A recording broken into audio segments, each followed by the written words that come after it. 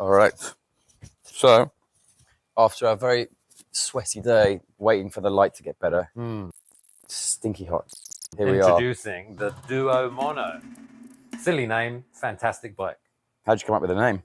Duo being two-seat and mono being monoshock, singular shock. Should you DuoMono. trademark that before someone else does? I mean, I know for a fact that big manufacturers just steal all my shit anyway, so All right. I'm cool with it. This is a 1985 BMW R-80. Would have been a big fairing bike.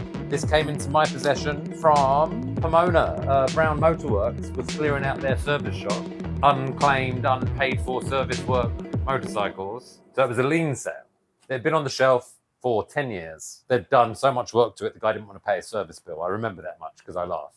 And so this particular bike and the build of it, was it a client just called and said, hey, I'm thinking of this, and you... Not just any client, very special client, ordered 3 bikes, one of each style that we build. We build anything really, but there's 3 basic styles.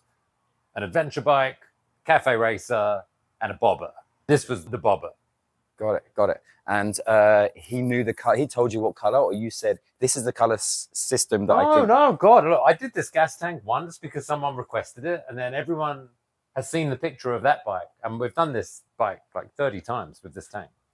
Okay. Which I love. Avis black, gloss black through the middle, matte black on the sides, hand-painted white pinstripe. It's awesome, and I get it.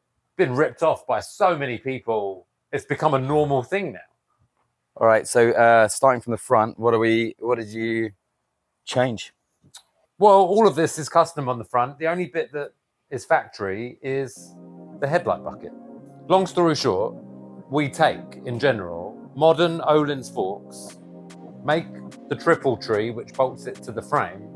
So then you've got your forks. Then you've got a custom axle. You've got custom rotor carriers. When I say custom, it's machined aluminum, made for the bike. We've got Brembo T-handle rotors, really high-end stuff. Brembo GP4 calipers. You can use modern Brembo radial calipers, and they're made of cast aluminum, and they're 1/4 of the price of those. Likewise, you can buy a Casio and it will tell the time, or you can buy a Rolex. It's just, they're cool. So what else have we done? We've made the headlight bracket to emulate the originals found on the /6 and /7 bikes. I love the key placement. Wanted to retain that. Adaptive LED headlight. Lean right, lights right, lean left, lights left. Handmade aluminum fender and fender brackets. Honestly, just a chic, elegant solution. No spare holes for the fenders. Motor Gadget Speedo built into the triple. Just trying to keep that clean, sleek line. Handmade handlebar. Internal throttle. We've spoken about it in a previous video. Weld-on levers. So this is an evolving design. This is maybe the 3rd or 4th time we've done it. Fast forward into the future, you'll see that we've done it like 20 times now. Switch gears hidden in the grip. At the moment, there are 2 cables visible, and they go through the riser. That's what gives it a very basic look. I'm struggling to decide whether we want to lose all the cables, or if keeping just 2 cables makes it appear simple. So if you're going to hide all the cables, you'd think, obviously, here's the place to... Oh, well, this is already full of cables because we've got 3 switches over here, and we've got a throttle cable running through this side. It's already jam-packed. Right. I'm just... What's next? Tinkering. The speedometer is Motor Gadget Motoscope Tiny. Basically, I'm running with this design because I think it's a throwback to the /5, where the speedo was built into the headlight bucket. I'm putting it in the riser. One of my pet peeves with the evolution of the Airhead is that they went to this in 1974, very Japanese style plastic bezel, big gauge cluster. Hate it.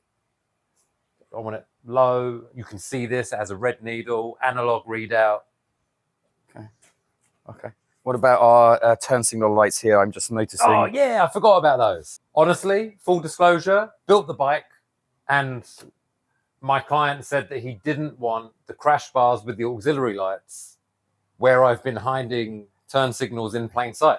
So I was like, oh, you don't want the crash bars or the lights. Okay. So we machined an aluminum bar. It emulates the design of the Motor Gadget M-Blaze turn signals. Really bright, but it mounts where the factory horn used to mount. Really, are we going to produce this? This will be for sale at some point. Are you sad no Marshalls? I'm not sad, no Marshalls. They've become a quite obvious design cue of one of our bikes. Yeah, for sure. Yes.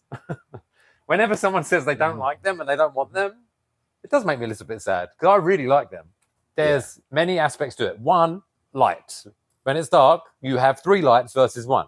There's something called a safety triangle that's really safe. You're very visible with these lights. People move out the way of them because they think you're a cop. When they see you in the mirror, they do move out the way. The last thing, I can hide the turn signals in them. Those are your benefits, basically. There's loads of benefits to them, and I think they look great. I've used a Bakelite gas cap from an early plunger. It's a nice touch. I use them because they've got the BMW logo on them. It's expensive for a spark plug cap, but it's in the details on the motorcycle, isn't it? Everything's on display. We've got Mikuni carbs. It's a 1979 R100 RS engine, big valve, Euro bike, big valve, big intake port, powerful engine. This was my engine. I had it on the shelf for a long time. It was mine. And then this guy's like, oh yeah, just give me all the special stuff you've got. What else can I tell you? The design here, seat versus frame. This is a floating subframe. So our Cafe Racer uses the same shape. It has the same shaped seat, same shaped frame. What we don't have is the support of the legs that go down and normally bolt onto the frame. With the monoshock there, it's in the way. You have to do like this big curve. Ugh, it's gross. So what we did is we cut off the mounting tabs for the subframe, made a way beefier tab that goes longer down the frame, and it's been rigorously tested for strength. So it floats. Got it. And then exhaust pipes, what are we looking at here? The exhaust is the factory system. It's factory, and you'll just see there's a little more to it than just hacking off the back, but it's really what we've done. Removed the baffle, removed the silencer, Cerakoted the whole system, and it mounts to the factory mounting points. It's got back pressure and it sounds amazing. Got it. And the 2 wheels are the same size? 18-inch front and rear, and they've been refinished in the style of an R100 RS. So you see they've got the machined, polished areas with a black center. The lower end bikes would have just been painted silver. And this, is it like a hard job to get the side, this, like... Is it a hard job to refinish the wheels? Yeah. Is it a long time? Yeah. Okay. And the rubber on this one? Dual sport tires for the look. I know. Looks aggressive. It's never going off-road. We know that. I think it looks great. If you don't like it, it's not yours. Yeah. And what about the fabric on the seats? Alcantara on the top, nice and grippy, and vinyl on the sides. Frenched in tail light in the subframe. It's got the tail light, the brake light, turn signals, left and right. So that's a one-stop shop for all the lights you need at the back, except for the license plate holder, right? Yeah. What do you want to know about the pegs? Is it your design? Is it factory? That's a factory peg. Like your actual riding position on the bike is very much how BMW designed it. The bars are in the same place. The foot pegs are in the same place. It's a factory brake lever, factory shifter. I've experimented with other options, changing stuff, but if it's not broke, don't fix it like that. It's really great. The riding position is really comfortable. And any grown man that doesn't want to go through lower back pain is where you want to be. What's the plan to get this motorcycle when she is ready? Well, there are 3 motorcycles for this client, and said client is very busy and important. You're going to be sorry to see her go. Yeah, I will. Been around a long time. Don't try and stitch me out.